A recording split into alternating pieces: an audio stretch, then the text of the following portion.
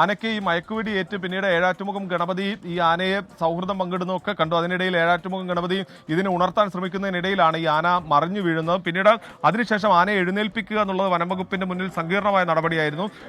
ആനതാ കയറി എന്ന് പറയാം, കയറി ആന പൂർണ്ണമായും കയറിയിരിക്കുന്നു, ഇതിനകത്തേക്ക് കയറിയിരിക്കുന്നു. ലോക്ക് ചെയ്യാനുള്ള, അതായത് അനിമൽ ആംബുലൻസിൽ ആനയെ കയറ്റിയതിനു ശേഷം ഒരു വലിയ തടിയുണ്ട്, ആ തടി ഉപയോഗിച്ച് ഇതിനെ ലോക്ക് ചെയ്യണം, പുറകിലേക്ക് ആന ഇറങ്ങാത്ത തരത്തിലേക്ക് ലോക്ക് ചെയ്യണം.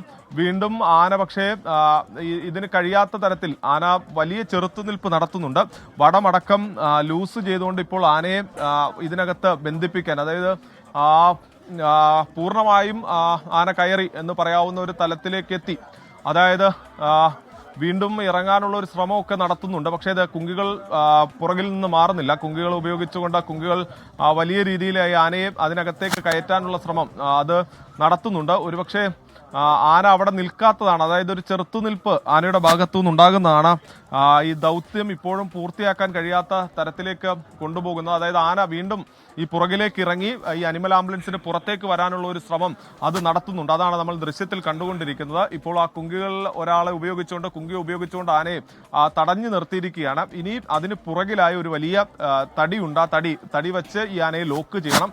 അതുപോലെ തന്നെ ഈ ആന പുറകിലേക്ക് വരാത്ത തരത്തിൽ ലോക്ക് ചെയ്താൽ മാത്രമാണ് ഈ ആംബുലൻസിൽ ആനയുമായുള്ള യാത്ര തുടരാൻ സാധിക്കുകയുള്ളൂ. എന്തായാലും ആന ആംബുലൻസിൽ കയറി എന്ന് പറയാവുന്ന നിലയിലേക്ക് കാര്യങ്ങൾ എത്തിയിരിക്കുന്നു. ആന തീർത്തും ആംബുലൻസിനകത്ത് തന്നെ ആയിരിക്കുന്നു. ഈ ദൗത്യം, അതായത് ആദ്യഘട്ടം വിജയം എന്ന് നമുക്ക് പറയാം. കാരണം ഈ മസ്തകത്തിൽ മുറിവുമായി നടന്ന ആനയെ മയക്കുവെടി വെച്ച് പിടികൂടി ഈ മാറ്റുക എന്നുള്ളത്, കോടനാട്ടേക്ക് മാറ്റുക എന്നുള്ളതായിരുന്നു ഈ ദൗത്യത്തിലെ ഏറ്റവും സങ്കീർണമായ ഒരു നടപടിക്രമം എന്ന് പറയുന്നത്. അങ്ങനെ ആദ്യഘട്ടം പൂർത്തിയായിരിക്കുന്നു. ഇനി ഈ ആന ഈ മയക്കത്തിൽ നിന്ന് പുറത്തു വരുന്നത് വരെയാണ് ഇനി ഒരു ആശങ്കപ്പെടുത്തുന്ന കാര്യം. കോടന എത്തിച്ചതിന് ശേഷം ആന എപ്പോൾ ഈ മയക്കത്തിൽ നിന്ന് പുറത്തു വരും എന്നത് സംബന്ധിച്ചെല്ലാം തന്നെ, കാരണം ഒരു മാസം പോലും ആയിട്ടില്ല ആനയ്ക്ക് ഇതിനു മുൻപ് ഒരു മയക്കുവെടി വെച്ച് സ്റ്റാൻഡിംഗ് പൊസിഷനിൽ നിർത്തി ചികിത്സ നൽകിയിട്ട്. അതുകൊണ്ട് തന്നെ രണ്ടാമതും ഈ ആനയ്ക്ക് മയക്കുവെടി വെക്കുന്ന സമയത്ത് വനംവകുപ്പിനടക്കം ആശങ്ക ഉണ്ടായിരുന്നത്, അതായത് വെറ്ററിനറി സർജൻ അരുൺ സക്രി അടക്കം പറഞ്ഞിരുന്നത് വീണ്ടും മയക്കുവെടി വെച്ചാൽ ആനയ്ക്ക് അത് താങ്ങാൻ കഴിയുമോ എന്നത് സംബന്ധിച്ചെല്ലാം തന്നെ വലിയ ആശങ്കയുണ്ട് എന്നുള്ളത് ആദ്യഘട്ടത്തിൽ തന്നെ ഈ ദൗത്യത്തിലേക്ക് പോകുമ്പോൾ തന്നെ ഇവരെല്ലാവരും വ്യക്തമാക്കിയിരുന്നതാണ്. അതുകൊണ്ടാണ് ആന ഇന്ന് ഏഴാറ്റുമുഖം ഗണപതി എന്ന ആന ഇതിനെ ഈ സ്നേഹത്തോടെ വിളിച്ചുണർത്താൻ ശ്രമിക്കുന്ന സമയത്ത് ഈ ആന പുറകിലേക്ക് മസ്തകം ഉപയോഗിച്ച് തള്ളി നോക്കുന്ന സമയത്ത് ആന മറിഞ്ഞു വീഴുന്ന ഒരു സാഹചര്യം ഉണ്ടായത്. അതിനുശേഷം ഈ ആന എഴുന്നേൽക്കുമോ എന്നത് സംബന്ധിച്ചൊക്കെ വലിയ ആശങ്ക ഉണ്ടായിരുന്നു എന്നുള്ളതാണ് പറയുന്നത്. വനംവകുപ്പ് മന്ത്രി അല്പം മുമ്പ് മാധ്യമങ്ങളെ കണ്ടപ്പോഴും പറഞ്ഞത് 1 മണിക്കൂർ ഏറെ നിർണായകം എന്നുള്ളതായിരുന്നു വനമന്ത്രി പറഞ്ഞത്. അതായത് ഈ ആനയെ ഇവിടെ നിന്ന് എഴുന്നേൽപ്പിച്ച് ഈ കോടനാട് എത്തിക്കുന്നത് വരെ ഈ ദൗത്യം സങ്കീർണമാണ്. കുങ്കിയാനകൾ പിൻവാങ്ങിയിരിക്കുന്നു. കുങ്കിയാനകൾ അനിമൽ ആംബുലൻസിന് സമീപത്തു നിന്ന് പിൻവാങ്ങിയിരിക്കുന്നു.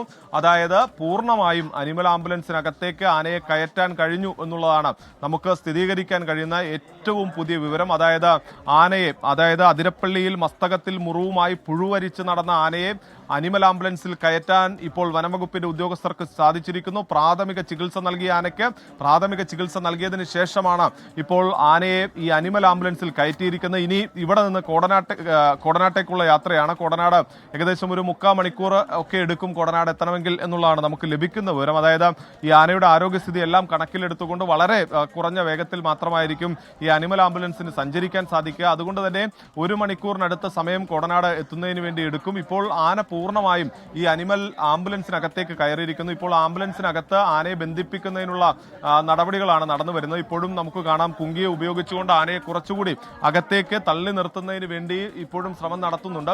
ആനയെ ഈ ആംബുലൻസിലേക്ക് കയറ്റുന്ന സമയത്തെല്ലാം തന്നെ ആന ഒരു ചെറുത്തുനിൽപ്പ് നടത്തുന്നത് നമുക്ക് കാണാമായിരുന്നു. കുങ്കികൾ ഉപയോഗിച്ചുകൊണ്ട് ഈ താഴെ വീണ് കിടന്ന ആനയെ എഴുന്നേൽപ്പിക്കാൻ ആദ്യഘട്ടത്തിൽ ശ്രമം നടത്തിയ സമയത്തൊന്നും തന്നെ ഈ ആന എഴുന്നേൽക്കുന്നുണ്ടായിരുന്നില്ല. പിന്നീട് ഈ കൊമ്പ് ഉപയോഗിച്ച് കുത്തുന്നതിനിടയിൽ ആന തന്നെ സ്വമേധയാ എഴുന്നേൽക്കുകയായിരുന്നു.